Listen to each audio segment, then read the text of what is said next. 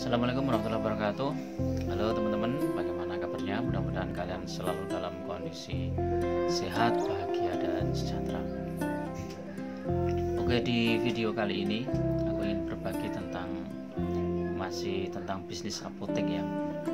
Bagaimana prospeknya bisnis apotek ini tahun 2022. Jadi ikuti terus video ini sampai akhir, terutama bagi kalian yang sudah memiliki bisnis apotek.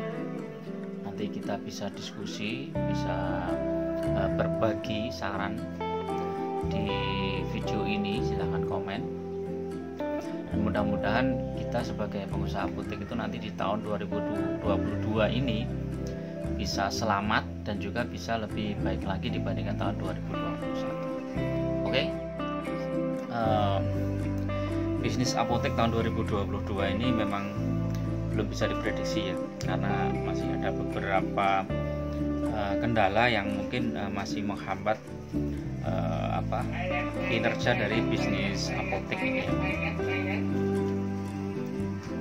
terutama dengan adanya kasus COVID-19 yang masih belum bisa diperkirakan kapan akan berakhir.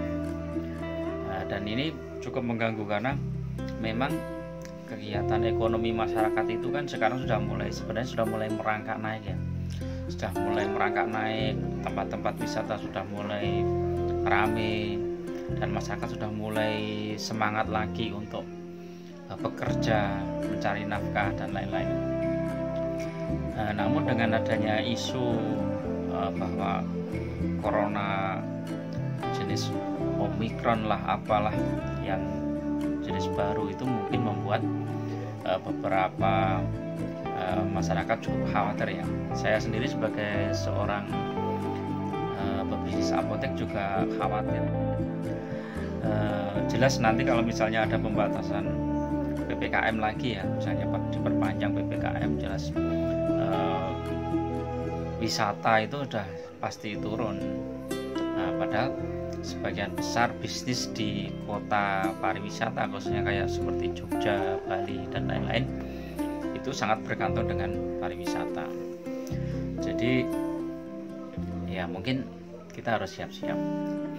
Ada yang bilang kalau corona naik, bisnis apotek obat-obatan kan naik juga. Ternyata ya enggak juga. Pengalaman kita dari tahun 2020 kemudian 2021 itu menunjukkan bahwa ada kenaikan, tapi cuman sebulan atau 2 bulan, kemudian setelah itu turun drastis. Bahkan sampai sekarang ya, bisnis apotek terutama yang di daerah, yang di kota wisata ya, seperti di Jogja ini, belum bisa pulih seperti yang saat-saat sebelum COVID ya. Jadi istilahnya masih recovery lah. Dan banyak juga dari teman-teman yang bisnis apoteknya akhirnya tutup juga karena nggak mampu membiayai operasional, karena omset turun terus, tetapi biaya gaji karyawan, biaya lain-lain itu kan tetap harus dikeluarkan.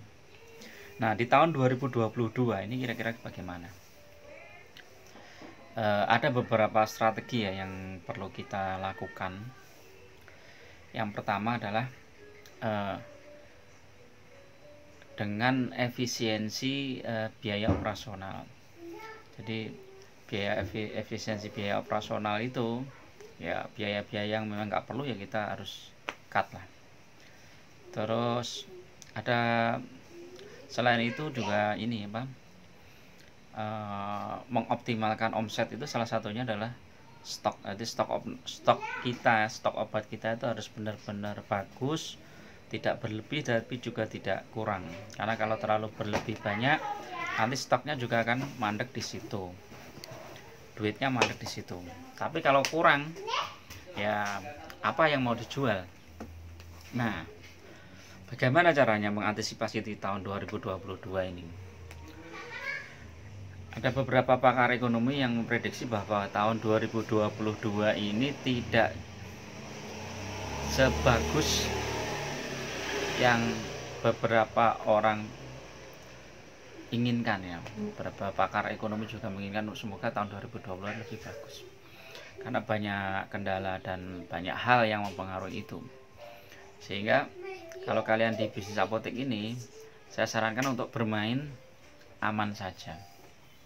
Tidak perlu berlebihan dalam stok barang, terutama stok barang-barang atau obat yang berkaitan dengan pandemi ya, misalnya obat-obatan yang apa itu ya, yang untuk pasien COVID, itu kita nggak perlu stok terlalu berlebihan kan, atau panik stok lah istilahnya. Karena ya walaupun sekarang kondisinya cukup apa ya, cukup tinggi ya jumlah menderitanya, tapi tingkat kematiannya nggak separah tahun 2019 dan tahun 2020. Jadi kita main aman aja. Terus kemudian untuk stok-stok obat semacam vitamin, multivitamin, terus obat-obatan yang untuk batuk, flu, pilek ya, terus radang tenggorokan dan lain-lain, mungkin kita perlu stok agak banyak, nggak masalah. Karena lihat cuaca, situasi sekarang ini kan perubahan cuaca sangat cepat sekali, kadang dingin kadang panas. Biasanya ini mempengaruhi terhadap pola penyakit masyarakat. Nah ini kita perlu stok yang obat-obatan seperti itu. Karena apa, kalau kita stok obat-obat itu misalnya berlebih pun insya Allah nggak akan sampai lama, karena setiap orang butuh vitamin, multivitamin untuk meningkatkan daya tahan ya, semacam vitamin D3, terus kemudian vitamin C dan vitamin. Setelah efisiensi ya, jadi ada perlu kita coba juga untuk sekarang kan, karena sudah banyak sekali yang jualan online ya, kita perlu juga coba untuk masuk ke online, misalnya Tokopedia, Shopee, atau lewat WhatsApp atau Instagram dan lain-lain. Itu perlu kita kembangkan lagi, lebih lengkap lagi. Kita lebih semangat lagi untuk mengupload produk-produk kita, untuk menawarkan produk-produk kita kepada calon konsumen.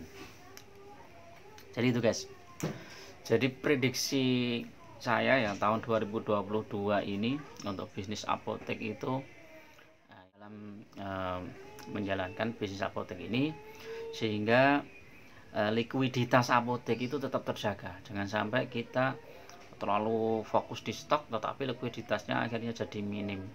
Nah itu akan memberatkan bisnis apotek itu sendiri. Oke guys, itu dulu yang bisa aku sampaikan ya dalam kesempatan kali ini. Bagi teman-teman yang ingin bergabung dalam mentoring bisnis apotek, yang silahkan daftar, bisa lewat WA atau bisa lewat website yang aku tulis di deskripsi ya. Biayanya cuma 500.000 untuk keanggotaan selama 5 tahun. Nanti kalian bisa langsung konsultasi, diskusi dengan saya, dan juga ada beberapa teman yang sudah gabung di grup.